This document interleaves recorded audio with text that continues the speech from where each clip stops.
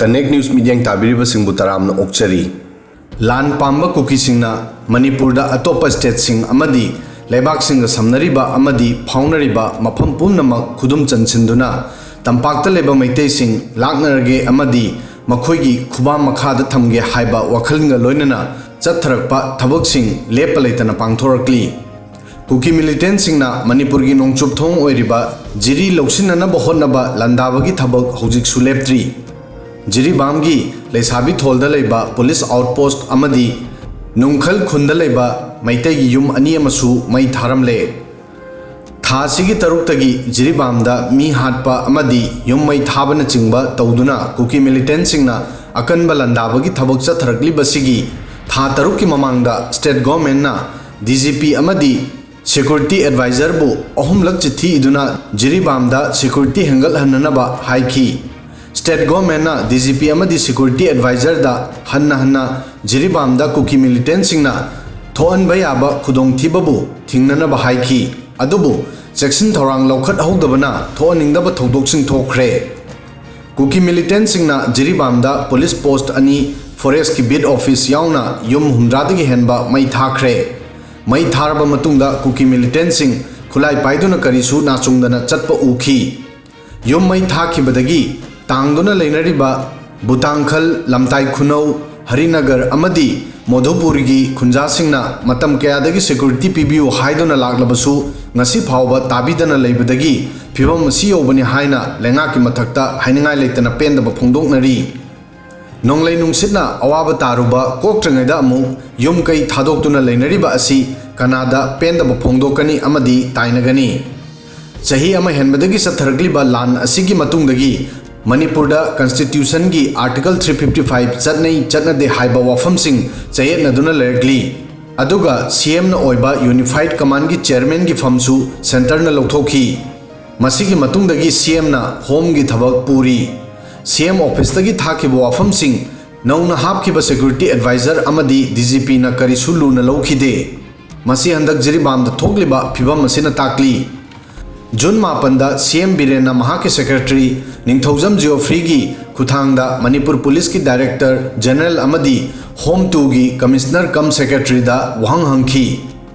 यूओ note अदुदा Jiribam district security का मरी लेनबा थबक लौखटनबा चाही असिगी जनवरी 15 जनवरी 19 अमदी जनवरी 19 दा पीखिबा इंस्ट्रक्शन सिंग अदुगी मतुंग इना लौखटखिबा थबक सिंग रिपोर्ट अमदी करिगुंबा पीखिबा इंस्ट्रक्शन सिंग अदुगी मतुंग इना थबक लौखटलबदी करमना इरांग असि थोकलिबनो हाइना रिपोर्ट अमा पिखलकनबा हाइखी जनवरी 15 दा सीएम सेक्रेटरीना मणिपुर पुलिस की डायरेक्टर जनरल दा थाखिबा चेरोल अदुदा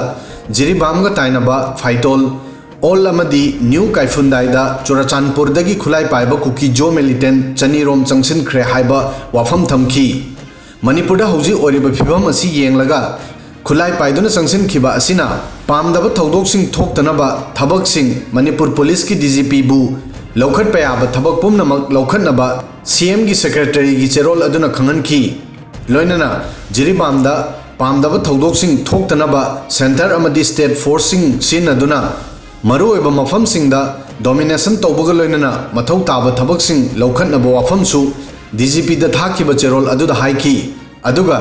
जिरीदगी इम्फालदा पोलमसिंग पुसिलगलिबा असि थदनबा ITLF ना थौरांग तौरी हाइबा वाफमसु थमखी पुमनमक्सिगी मताइदा चीफ मिनिस्टर ना ITLF ना इम्फाल जिरी लंबी थदनबा होनबा लई मरम असिना दरकार लैबा थबकसिंग लौखटनबा DGP अमदी सिक्योरिटी एडवाइजर दा हाइख्रबा फावबदा करिमता सेक्शन थौरांग लौखटलमदबा फिबम असि यामना ngakningai मणिपुर की इरांग होरकपदा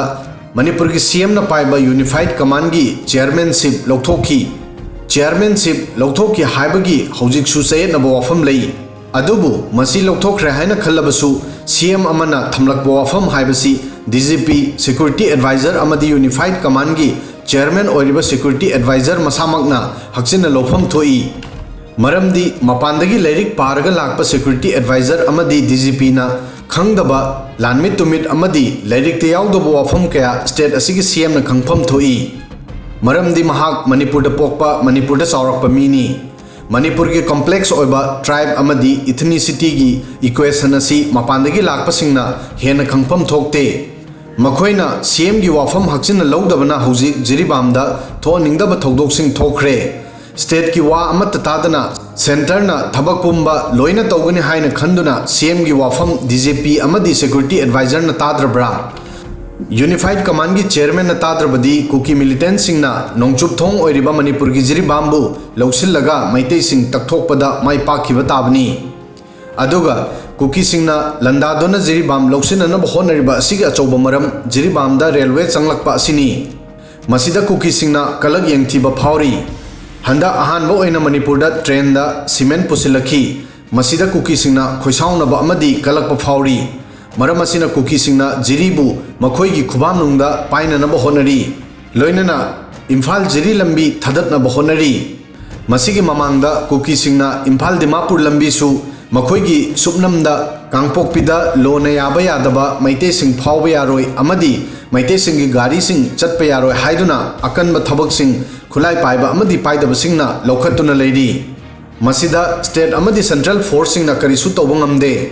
इम्फाल दिमापुर लंबीदा मखोइगी एजेंडा चौराकना माइ पाखरे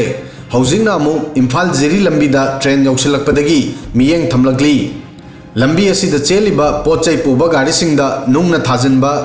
नोंमै कापसिनबगी थौदोक कया हाना सुथोखरे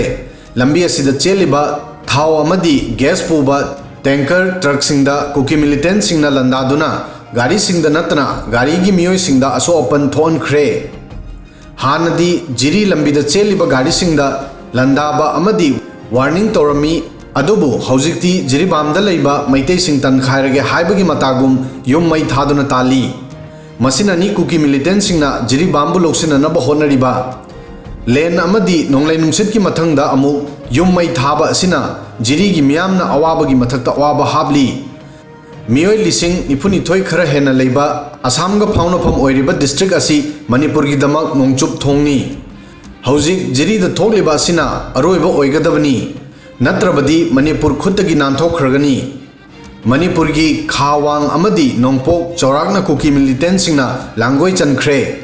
लेमहौरिबा नोंगचुप थोंग जिरी अखोय पुन्ना नाकमिनसी वीडियो सिदा ngasi gi di matang asoi fawbadang thagasari।